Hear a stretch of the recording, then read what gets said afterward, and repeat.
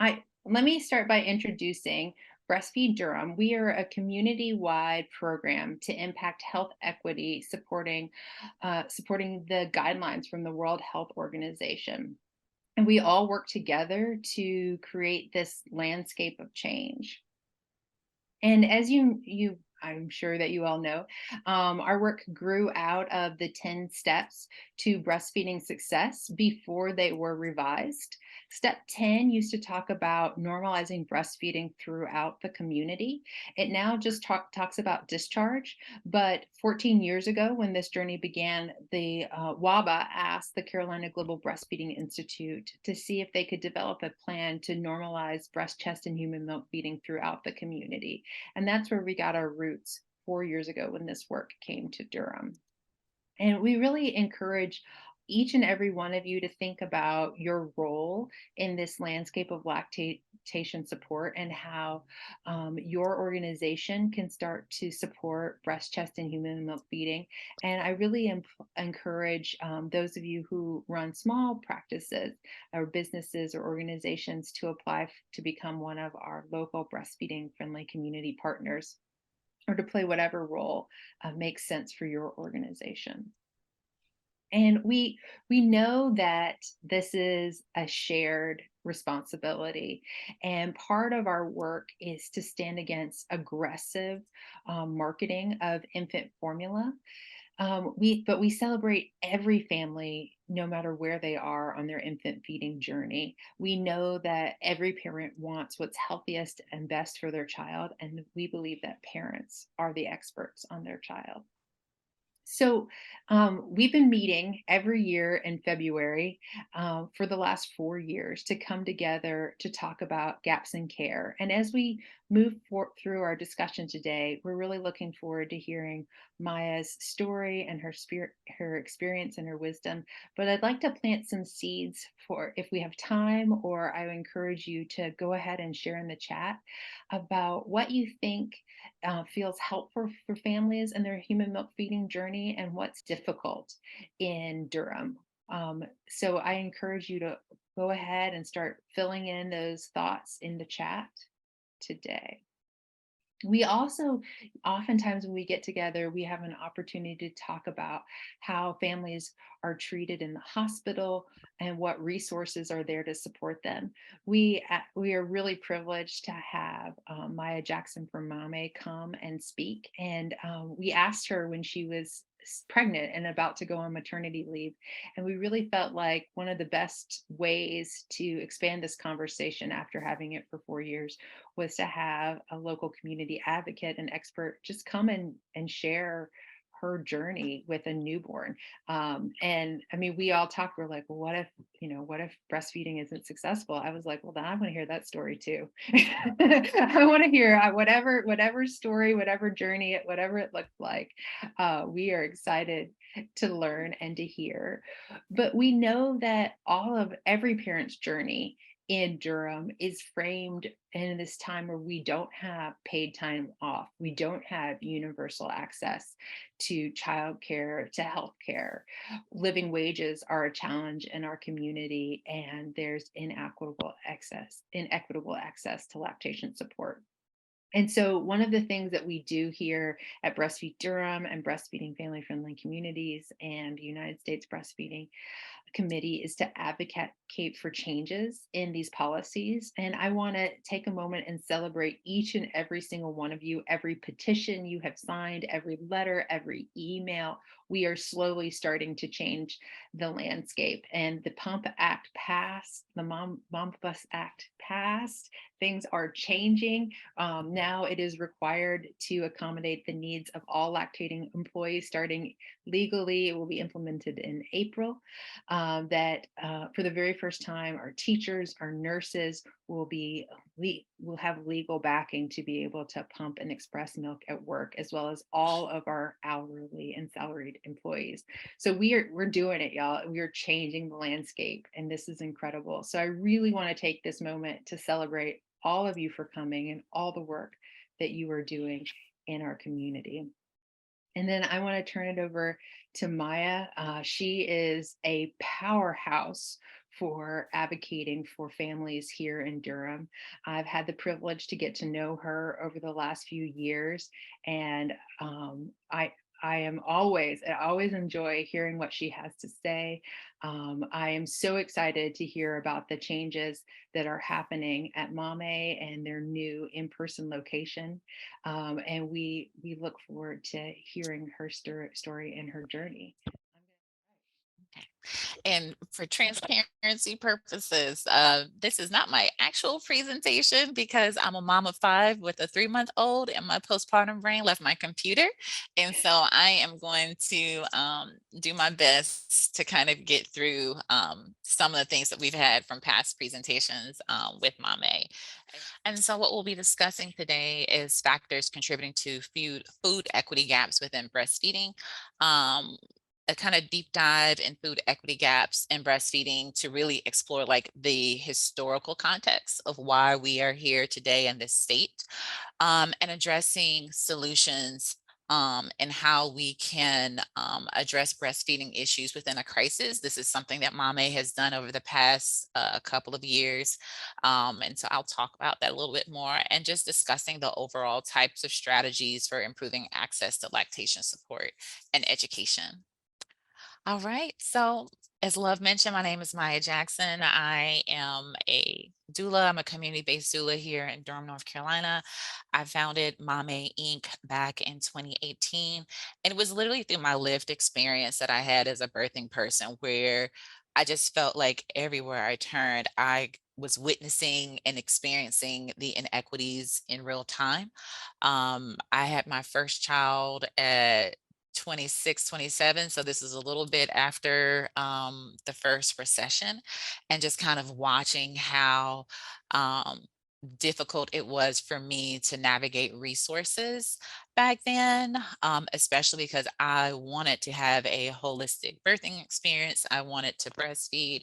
My family has been in Durham for over uh, many years. My family came to Durham in the 1930s, so I'm a fourth generation Durhamite. So we've been here for quite some time. No one in my family breastfed outside of my great grandmother. So they moved here in the 30s so that my grandmother, who was born um, and had my mom in the 50s, did not breastfeed any of her children. And then my mother did not breastfeed any of her children. And the first time that I witnessed um, that a person could literally lactate, I was 7 years old, and no one could give me a full explanation of what was going on. I was just freaked out and amazed and curious, but no one could explain that to me. And as I got older and started to learn a little bit more about my own reproductive health, um, and the things that I wanted to do professionally, I was like, you know what, I definitely want to breastfeed my children. Because once I got the education to realize the benefits from breastfeeding, I was like, why would I want to do formula? And that's no knock at formula, but I really wanted to be able to have the opportunity to feed my child first. And in the event that I was not able to or get support, then formula would be there. And during that time, I also learned about being a doula. So around the time that I had my third child, my mother had passed away in 2012. I needed maternal support. I just needed feminine energy around me. And I needed that guidance and wisdom to be able to ask questions. And I hired a doula, and I was just so touched and impacted by the experience, then I decided to train and be a part of that profession. And one of the biggest piece with me with being a doula was lactation education. I think when we have these conversations around food and feeding our children, it becomes very contentious depending on what side of the spectrum you are. But at the end of the day, it's my firm belief that people have to decide what's best for their family. And the more education that I was able to get about breastfeeding or lactation, the more comfortable I became within my own self and knowing my body. But also, I was able to recognize signs when I needed when I needed help and support. So, pre-pandemic, I joined Milky Mamas International, which is an online peer support breastfeeding program. I think It's grown. When I was first with the group, I think we only when I say only, it was like only 80,000 people is in the hundreds thousands now. It's tons of women all across the country and some internationally in there, and everyone's just giving advice and expertise from their lived experiences. And it was the first place that I felt like I could get information and not be judged. Get information that was also led by evidence and not just based off of someone's whim of what they felt like was best for them. Because I think a lot of times, also in the profession, in the medical profession, we're not necessarily allowing individuals to make informed decisions is right for them. We don't think about the cultural practices of that individual. They oftentimes don't think about the circumstances in which those individuals lived in. So it's easily to prescribe something to someone to do, but when you don't look at the whole person and see what's going on in their lives, then you kind of miss how that advice but we miss how that advice completely impacts people. And then, of course, further going down the rabbit hole of the crunchy moms versus, I guess, the formula moms, it gets even more complicated. You know, as a new parent, you're always trying to make sure that you're making the best decision for your child, and sometimes that can be overwhelming. Sometimes you see conversations and you're just like, "Hey, I get it, but that's not safe, right?"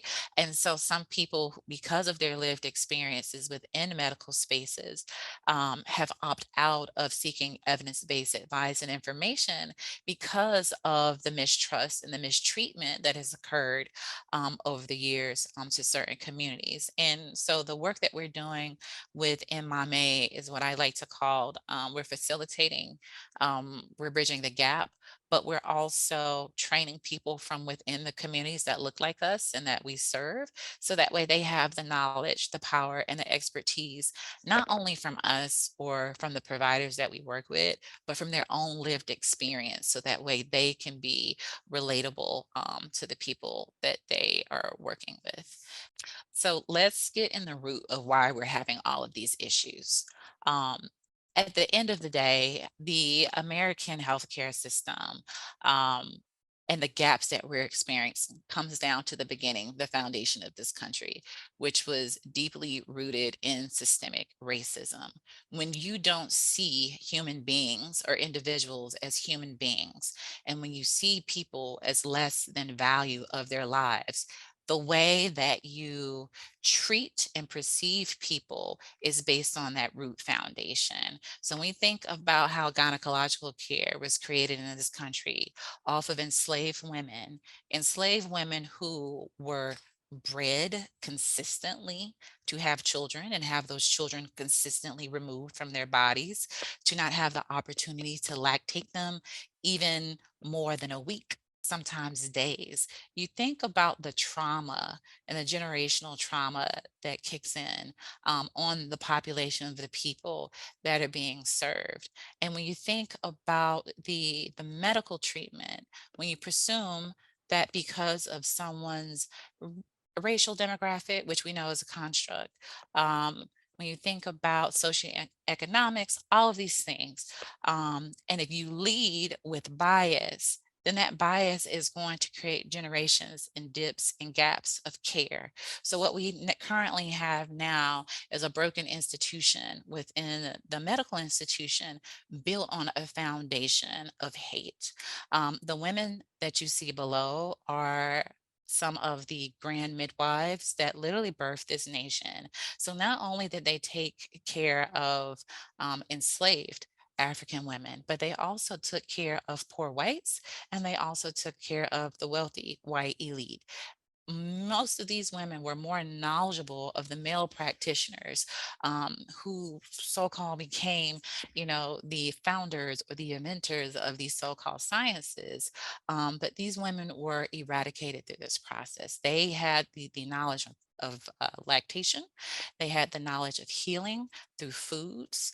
And they also had that love and care for the person, no matter what their race or creed was. And so when people want to know why we have these inequities in our current healthcare system, this is why. Because the same conditions and the laws and policies that were designed um, in this country were only designed to benefit a certain population of people.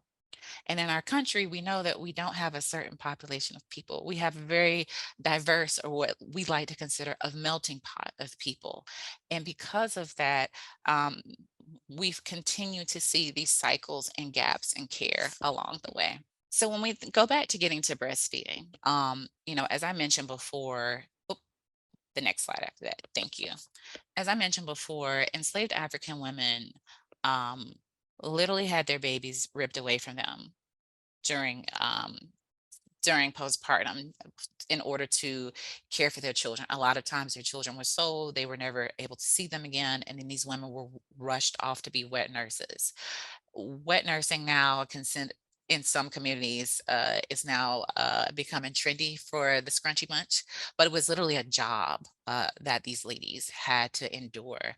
And can you imagine the type of mistreatment, um, the emotional torment that went on to know that your body was producing milk every day, which you cannot give to your own child, and also the shame that came along with it. I remember the conversations when I had with my grandmother and I wanted to breastfeed. And the thing that she said to me was like, "Why would you want to do that? It's not clean. It's dirty." And I knew that only came from a place in which she saw the pain and trauma that other women in her family had to go through. Her mother was the last person to breastfeed. She breastfed 7 children. My grandma Hannah, who was in that same household, came from an enslaved woman. So, can you imagine the generational gaps that came when all you've done is worked all your life and you never even had a chance to sit down and to hold your baby at the breast?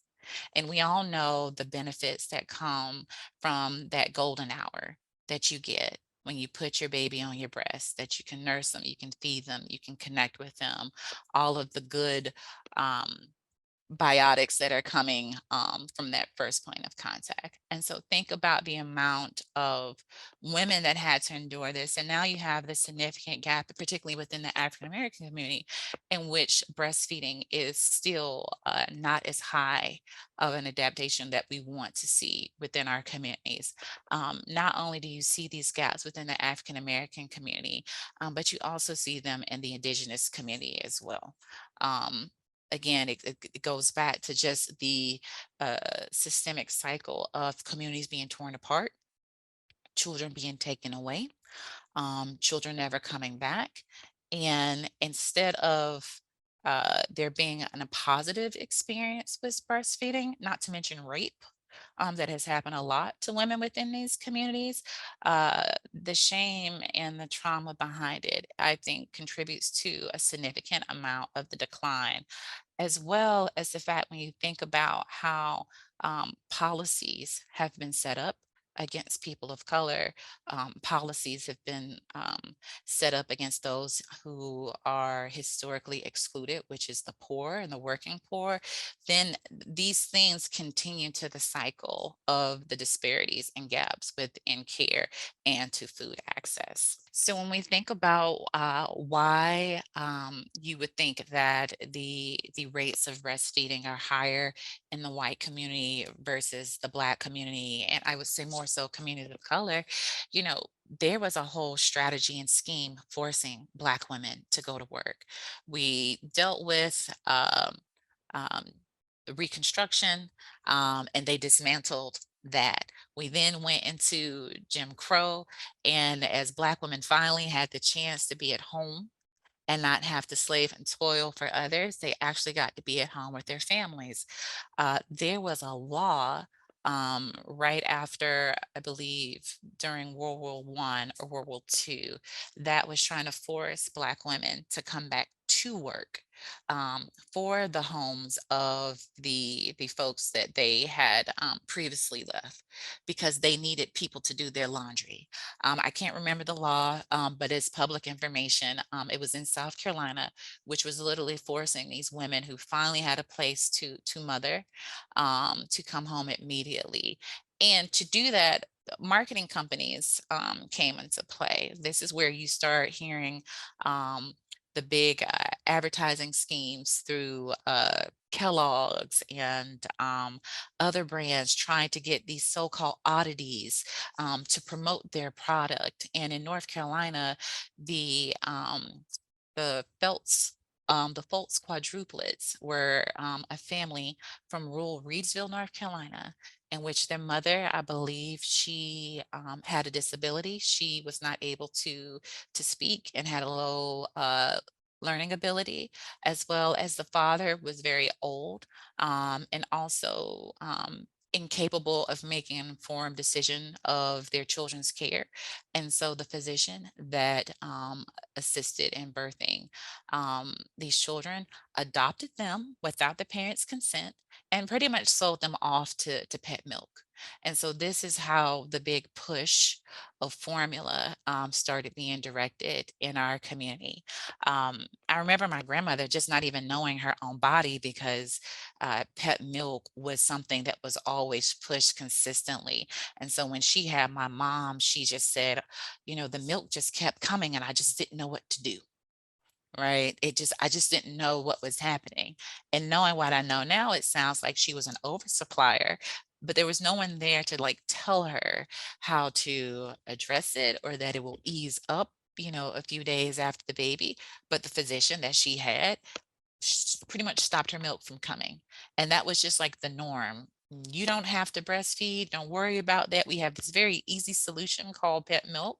And this was pushed out to many communities of color and to the working poor a lot of times so that way they can instantly go back to work, not because there were nutritional benefits for the families, but it was literally a systemic push to get the working class to go back to work.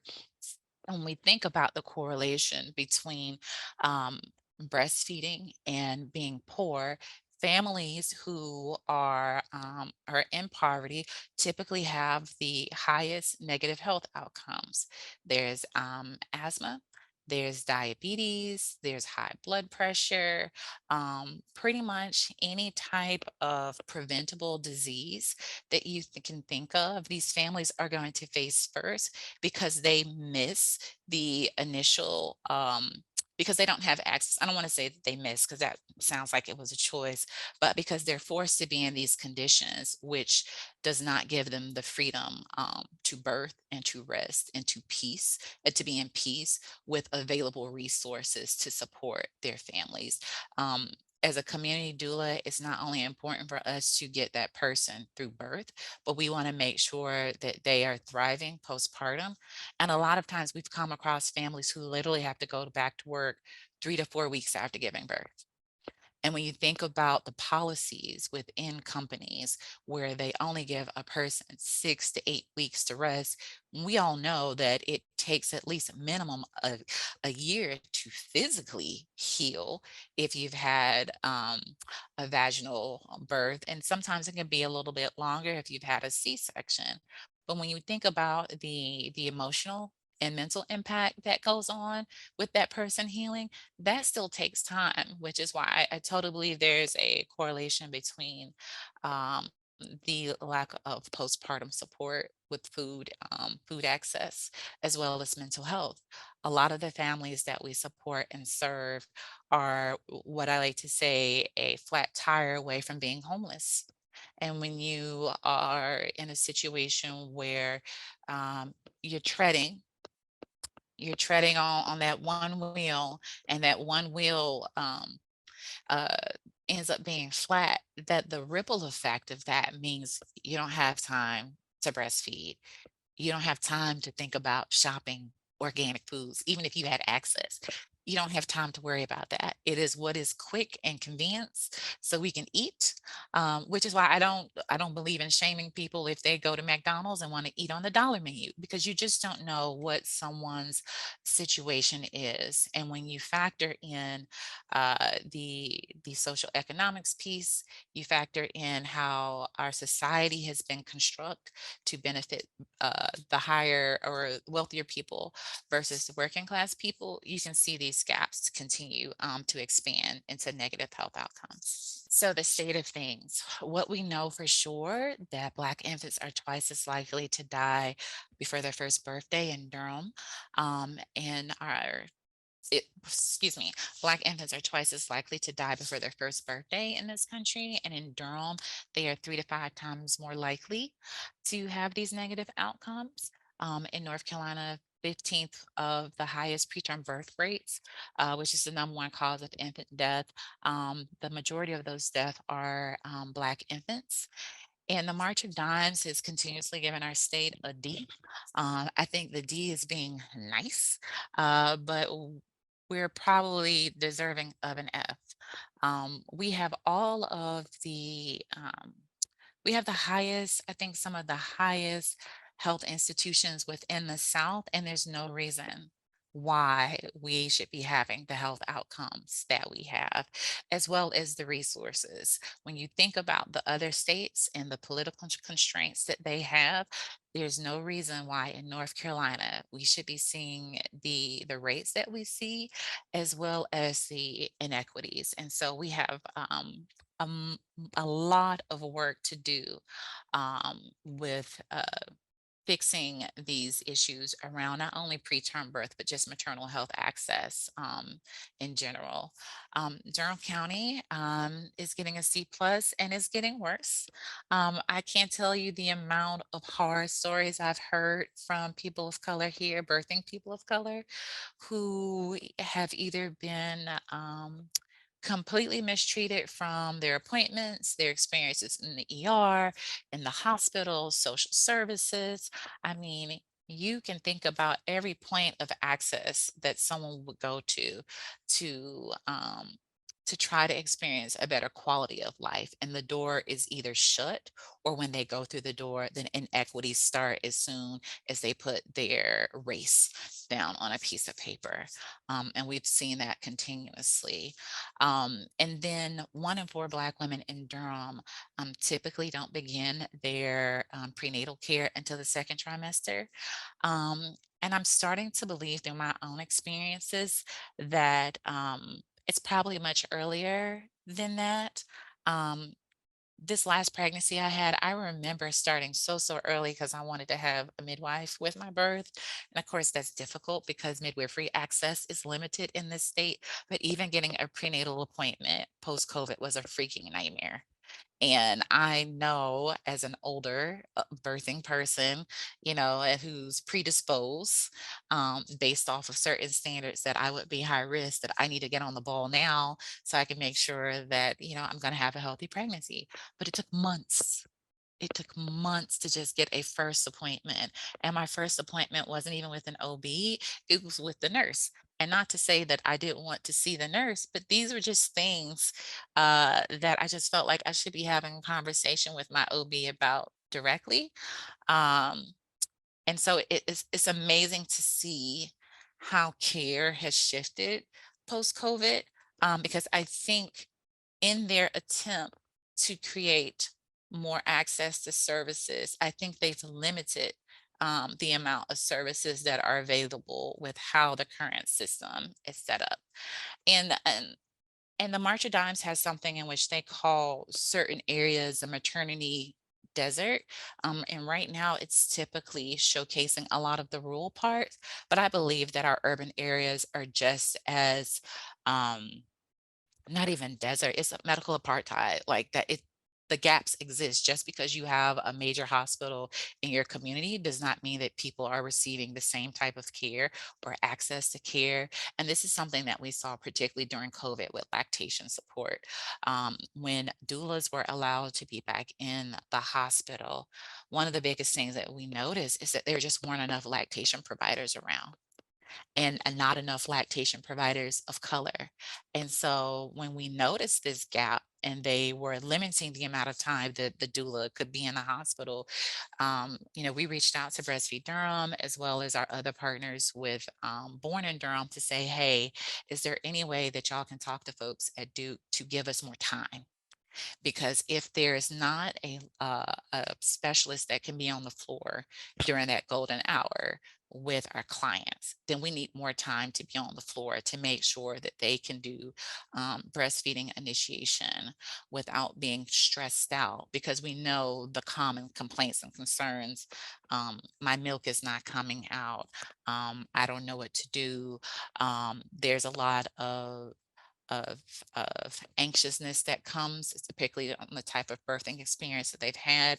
If our families have had a C-section, they need much more time for their bodies to regulate so that they can latch and have a smooth transition. And then for our high-risk families who've had maybe hemorrhaging or they are dealing with high blood pressure, these families again need much more time than was allotted to them on the floor.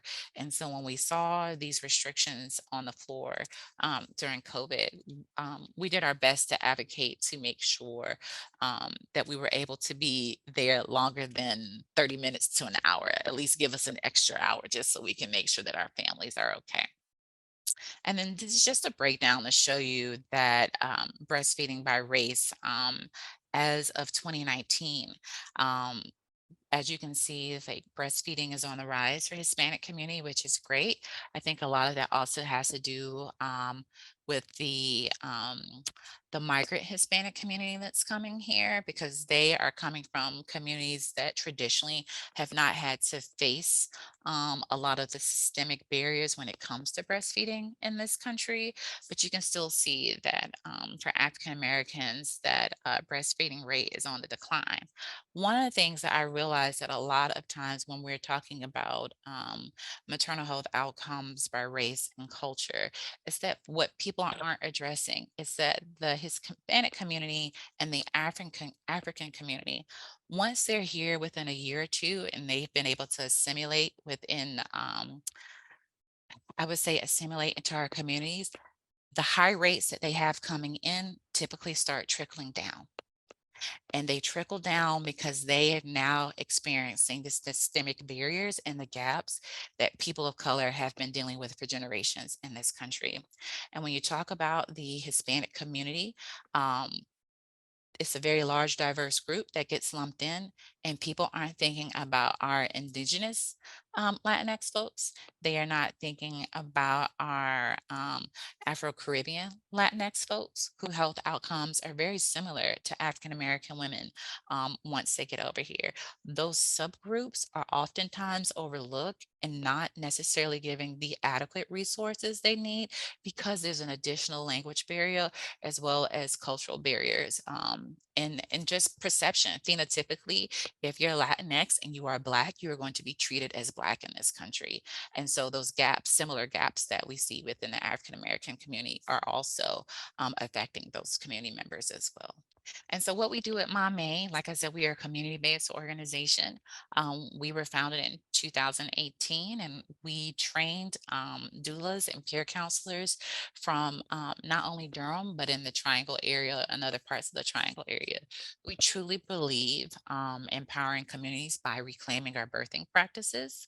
A lot of times, what is perceived to be an old wives' tale or you know hocus pocus, whatever, is literally comes from somewhere. And regardless if it's your personal belief that it works or it doesn't, people hold on to those values and they should be respected. And what we've noticed is that when our families come to us saying we want to experience this type of birth, and they have these conversations with their providers, as soon as a provider dismisses these families, you've already lost them. And there's a way to talk to families and give them evidence-based information in which you have to allow them to make informed decisions about their care, which can further support you all building a relationship to ensure that the birthing person and that baby are getting everything that they need, but also that it's safe. and that it's evidence-based. A lot of times when my families, bring stuff to us that maybe doesn't have the best outcomes, we try to find just different alternatives to wrap things around them so that way they can still get a little bit of what they want. So as of now, the lotus birth is really big for a lot of people. A lot of families want to practice it. There's some hospitals here in this area that will support them doing that. There are some hospitals that would support them taking their own placenta so that way they can do placenta encapsulation. It's really important in the beginning that you're supporting that person to find out what it is they want. Because if it's not something that you provide, then you need to know how to navigate them to a provider that can.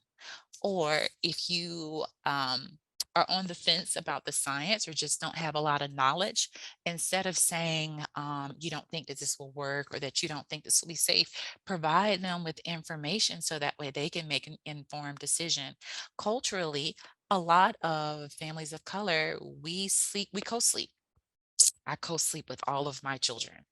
And because I have the knowledge and education to make sure that I am creating a safe sleeping environment, co-sleeping has worked for me. But that does not mean that co-sleeping will work for other people. And so it's really important that we are building relationships with people, that we're educating people, and making sure that we are supporting them in being the expert in their own lived experiences, but also making sure that people are using best practices so that way that the birthing person and the baby and the whole family is thriving. And so in the fall of 2020, we had got a few of our doulas trained to be breastfeeding peer support counselors because we also noticed that a lot of the families were as soon as they saw the next big trend on TikTok or Facebook, that they were just like, well, why isn't my body doing this? Or why can't I do that? Or some folks' mental health was just completely exhausted with breastfeeding. That instead of them wanting to even try to breastfeed, that they opted out. And they opted out typically because there was a professional that was already having the formula available for them instead of working around to a solution. So I myself, I like to say I'm a supplementer. I breastfeed and I also supplement with formula. One, my mental health is really important. And I knew that I was not going to be able to um, be at a machine all day pumping milk. But it was really, really important for me to hold on to the first couple of months, making sure that my little one was able to get milk from me. And that has worked with me. And typically, when I'm working with families, I find out the biggest thing is the mental health, right? They are tired, they are exhausted. They don't have the lifestyle that will allow them to be able to nurse on demand or to be able to have the flexibility at their jobs to pump. A lot of the families that we work are service workers. And as you all know, we love talking about how the Pump Act passed.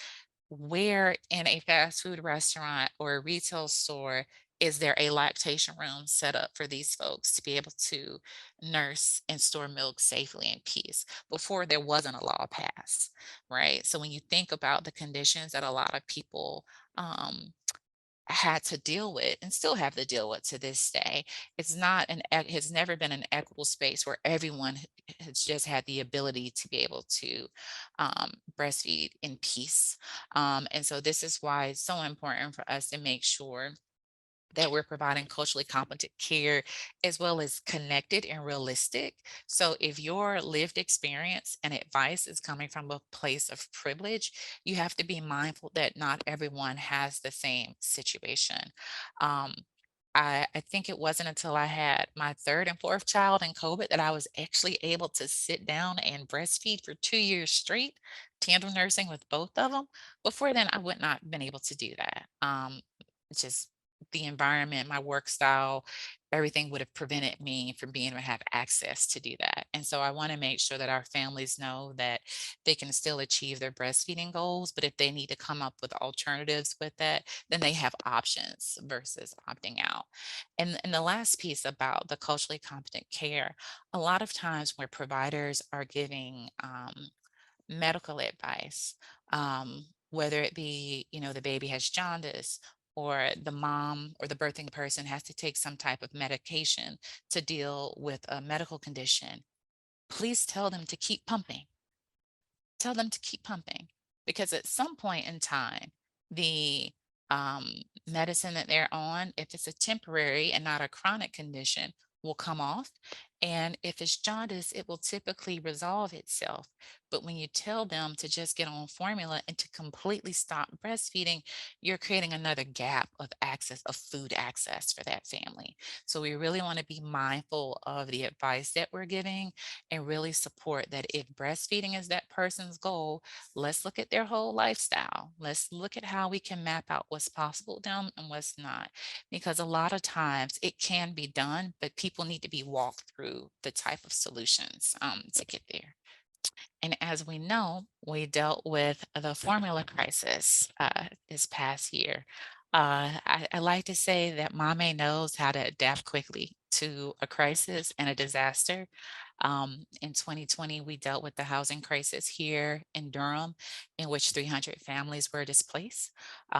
We were doing wellness checks because no one else was doing wellness checks, and we were identifying families, birthing people who had clear signs of preeclampsia and some other conditions that they needed to get checked out immediately. And through doing those wellness checks, we were able quickly to adapt what resources people need. So we started doing community baby showers, mutual aid drives, and then we started doing listening sessions with these families. We found oftentimes it's the government programs that a lot of families depend on that are creating more barriers to access. And so Bernadette had invited us to a WIC meeting, and we were like, okay, this formula crisis is hit. Nobody has a solution for what's going on. And Bernadette kept asking Durham, what is it that you're doing?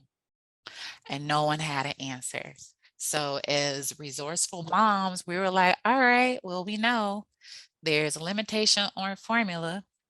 Let's find the communities that have a low population of births and a low population of children, and get the cans on the shelf so that way we can make sure that our families have access to food. And so we had a formula drive over the summer in which we were able to collect um, enough formula to give access to about 50 families here in Durham. And it was one of the families, the mom, she had just had a set of twins, and she just broke down crying because she went to WIC to get help, and they said they couldn't help her. And it was so heartbreaking because WIC is a great program, right? WIC was founded off of the root of community from the Black Panther Party, and a lot of people don't realize that was a community rooted solution that then became a government program. And once it became a government program, it started to create barriers um, to accessing services for a lot of people.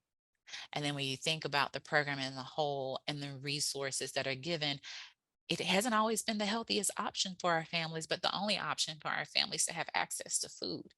And so when you think about how that program has now been designed structurally, how the formula industry, which is shameful that this country has only had um, four factories to produce the formula for entire population of people in this nation. And then we deal with the fact that the people in these factories aren't being paid well. The factory is not being kept up. It's not a very clean and sanitized place to get access to the formula, and the gaps that are created there. And then we hit a bubble on top of a pandemic. This is why it's so important for the community to come together and to think about what is that we can do as a people, versus waiting on solutions top down. Because if a bunch of moms can get together and figure out how to provide access to one neighborhood within our community, then that means we have so much more power to provide additional access to other people. And what we've done through that experience was also talk about relactation for a lot of our families. A lot of our families didn't know that they could relactate. They just thought it was over. No one had that conversation with them. We were also advising and educating our families that um, don't be dependent on the shelf to always have what you need. There are alternatives. People weren't even walking the families through the additional alternatives of the brand. Same formula, just a different brand. But if you follow the color of the formula, you can find the alternative that you need for your food. So it was a lot of education and outreach that we had to do last year. And then we also learned a lot about community milk sharing, which is why this year, through our perinatal wellness space, that we are working on building our own community milk bank through the families that come through our organization, because we want to make sure that families have access to these resources and that they are not scrambling every time a crisis occurs, let alone just unsure how to navigate a very complex system that is overly complicated for a reason. It shouldn't be this complicated to get support, but it's overly complicated for a reason. And so we want to make sure that we take the burden off of our families because they're going through a lot. And we want to make sure that they're able to not only survive, but they're thriving after these situations. And so, what we do through Mame, we provide produce boxes to our families. Our produce boxes come from Black and Brown farmers across North Carolina. We want to make sure that they get all the vital benefits. So yes, breastfeeding is great, but we want to make sure those parents and the other kids in the household are getting an equal amount of nutrition. And as someone who has not only a child with one food allergy, you know, WIC becomes very difficult when you're trying to navigate that support. As well, if you're on SNAP, it's not as easy. It's not a just getting a card, full of money. There, people have very unique nutritional needs, and so for us to alleviate some of that, we want to make sure that they're getting whole foods along the way. So typically, our boxes will come with fruits, it'll come with produce, it'll come with legumes, as well as local pasteurized fresh juice from our provider. And then we also have the giving closet. Our giving closet makes sure our families can get access to formula, breastfeeding, lactation materials. A lot of times our families, couldn't even get an electric pump during the crisis. And so it was making sure that we were able to either purchase them ourselves or to vet them from other families who were no longer using them, to make sure that they had the flanges as well as the other supplies and tools to have a um, successful breastfeeding journey. And then with the emergency assistance that we provide as well. Sometimes people have to decide if they're going to keep a light on or if they're going to put food on the table. And so, what we do, we try to make sure that if we have the resources available, we will pay up to 250 on utility bills for our family, so that way they don't have to make that difficult decision. And then community resources. A lot of times, as a Southerner, I like to go to my neighbors for stuff. And so that's how I see breastfeeding Durham. They are our neighbor. If there's something that we don't provide, I want to navigate our clients to them or to Equity Before Birth or Hearts. There's so many community rooted programs on the ground here. A lot of times people just don't know that these resources exist. It's not because our agencies don't want people to know. It's a bandwidth issue and it's a resource issue. So if you guys could definitely share the information about all of these great unique programs here in Durham, that way more families will be able to have access to resources and services. And again, going back to the community rooted strategies and solution, I've spent enough time on these task force and boards, and I'm always looking at the community solution, and it's always so small. And we really need to get back to the basics and empowering our neighbors and empowering people to come up with solutions, and just having the higher institutions just support the work so that way we can service more people. And one last piece is making sure that our families, and particularly families of colors, practice the first 40 days. Um, so many times, the birthing person is forgotten about after they have that baby. It's like, oh, you had the baby, you're fine, go home. No one is talking about Great, thank you. No one is talking about the benefits of food, whole foods for that person, nurturing foods from the inside and out. So we really want to make sure that person is loved up on. I think this last pregnancy, I was just so thankful that I didn't have to think about cooking. I didn't have to think about what to cook. My mother-in-law gave me the biggest pot of greens, and I ate that up. And it was just such a beautiful experience to just be able to rest. And so the first 40 days is not only about the birthing person, but it's a communal experience.